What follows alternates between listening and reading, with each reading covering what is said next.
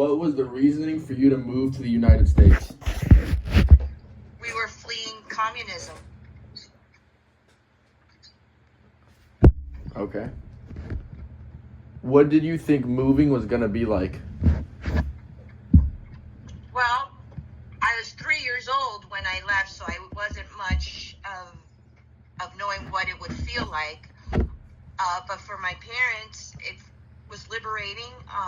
They came here, they worked, and they moved up in the world where they wouldn't be able to have done that back in Cuba, where everything was taken away from them. How exactly did you get here from your country of origin?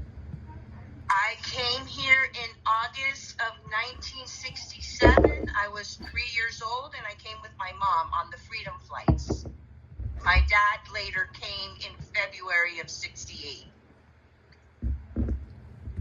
How difficult was it for you to just pack up your things and completely leave everything behind?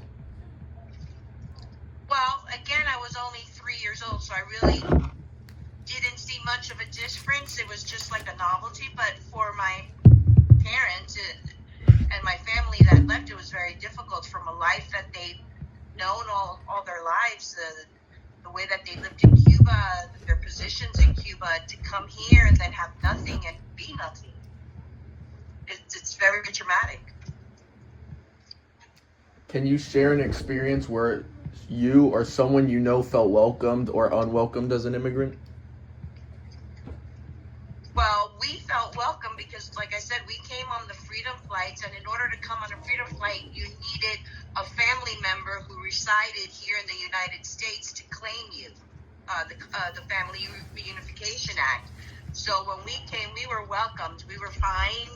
We stayed with family, but I do know of some people that when they did come here, they did experience a lot of racism. There were a lot of signs where it said, a lot of places where it said Cubans not welcome, or Cubans not wanted here, or no Cubans allowed.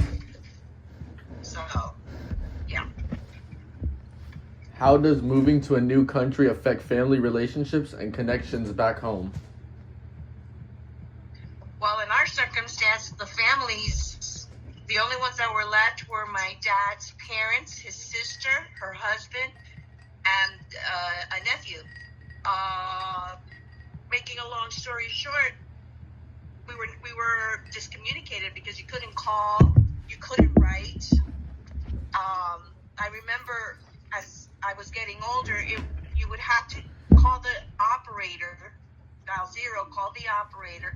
The operator would contact the Cuban operator, and you would hope and pray that maybe on that day you would be able to speak to your family.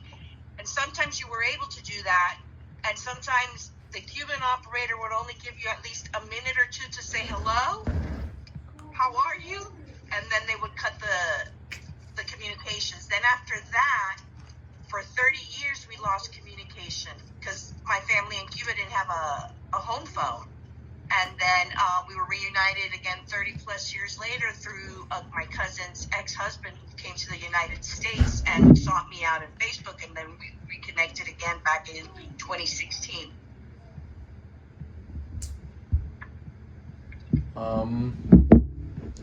Is America how you thought it would be?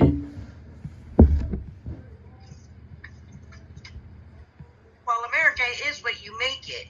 It is definitely a place where you have the opportunity to succeed and become a better person. Again, I came when I was 3 years old, but for my parents, they were able to succeed. My dad had a great job back up in New Jersey. He worked for General Motors for over 30 plus years. He had a great job. We did well. We never, missed anything. We always had meals on the tables. We always had, everything that we needed. My brother and I went to private school, Catholic school, so it was great. And my mom was a stay-at-home mom. When you moved, did you try to keep a hold of your culture, or did you just completely leave it behind and like you're 100% American now? No. We have kept our culture. We have kept our culture. We have kept the things that are important to the Cuban people, the togetherness, the family, the food, the music, all of that. We adapted to a lot of American things. We've adapted, but we've never lost our culture.